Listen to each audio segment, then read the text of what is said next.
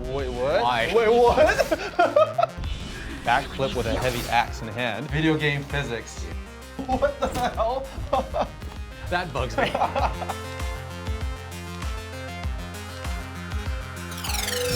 Today we're breaking down moves from For Honor. This game has been highly recommended by the gaming community. Thanks for the recommendation, guys. We're gonna take a look at it right now. Let's get into it.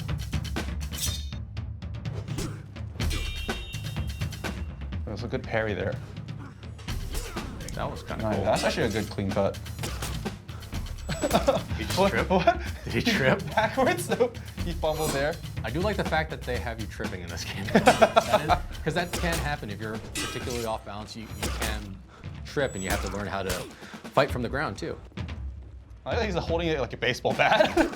So Kensei here is using what's called the nodachi, which is a larger, it's almost like a larger version of a katana that you'd use more for basically cutting down horses or cutting down people on horseback. The problem is when you actually spin with a weapon that large, then you just leave an opening and there's just a lot more opening time for your opponent to strike into it. It's not like it's unheard of to see a backspin to try to generate momentum or something like that. It's just when you're in a range that close, you're exposing your back and you're giving your opponent a chance to attack you while you're leaving yourself unguarded. Ooh, yes. Oh God. Ooh. Oh. That was cool, but you kind of see they're kind of in an area where it's stone. So stabbing directly down into somebody, you're basically destroying your blade at the same time by jamming it into the stone every single time. Ooh, yes. That's what it's for. Oh. He's just tired. Weird animation.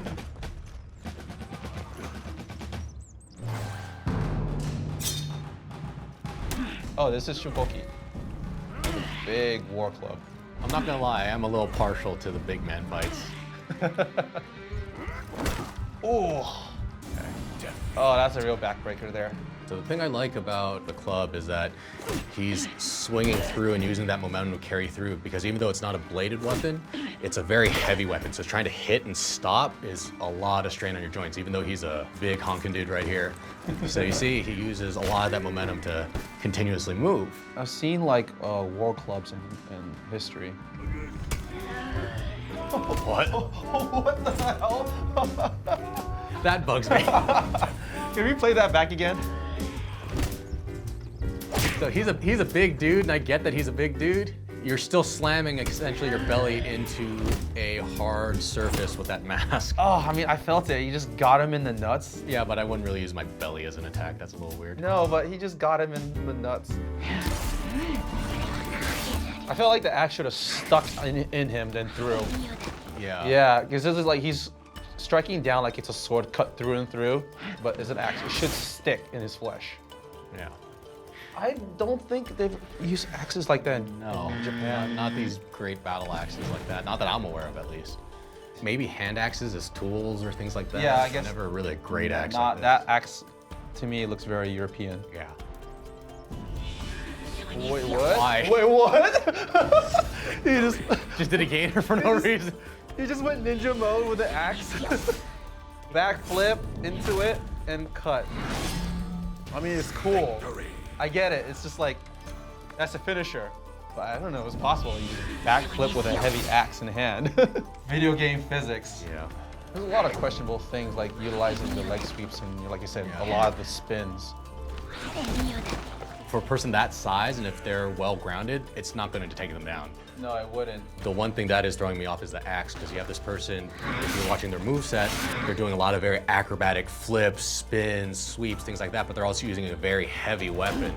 So it's kind of two different archetypes, because that would be something I would personally think like maybe a Viking or a very big dude using that. I wouldn't really think of a person who's doing spins and flips in the air trying to use it with an axe. I feel like it's a fan service character. Yeah, I feel the same way too.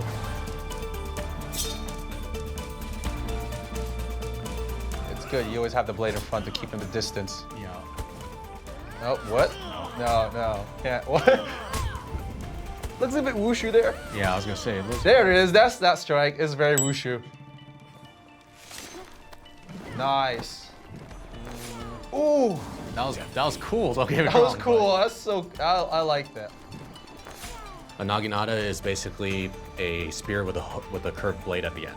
Oh, just think of it like having a katana blade with a super long handle. Full disclosure, I'm not an expert on Naginata. I've used it a little bit, but it is a weapon that, due to its length, you can really use the leverage of that length to generate force from your cut. That was weird. The little one-handed thrust. When they're doing that thrust, it's one-handed, and it's a very accurate strike. So if they miss even the slightest, now you have one hand right there. If this person were to step one step to the right, it'd be very easy to disarm them. Technically that guy would be dead.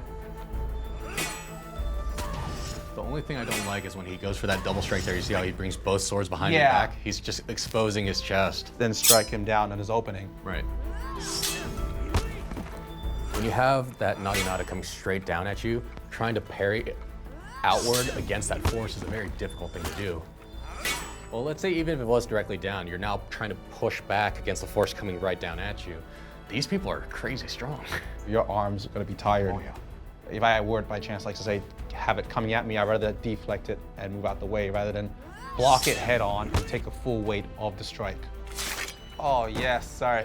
Just love it. Just utilizing your dual wielding skills. With what I teach, with Kenjutsu, we're taking precautions so that we don't hurt each other, right? So we don't use live blades, we use wooden swords. But the idea of training something like Kenjutsu, especially back then, was the idea of battle and to survive. But it's always fun to think of like creative ways of how we can kill each other or dance with each other too with the sword in hand. And if you're into the whole gory decapitation, this is the game for you. It was like a sales thing at the end. This is the game for you. We're getting paid for this by Ubisoft, right? This is the game for you. Thanks for watching. If you enjoyed this video, don't forget to drop a like and subscribe to Gameology for more gaming videos like this one.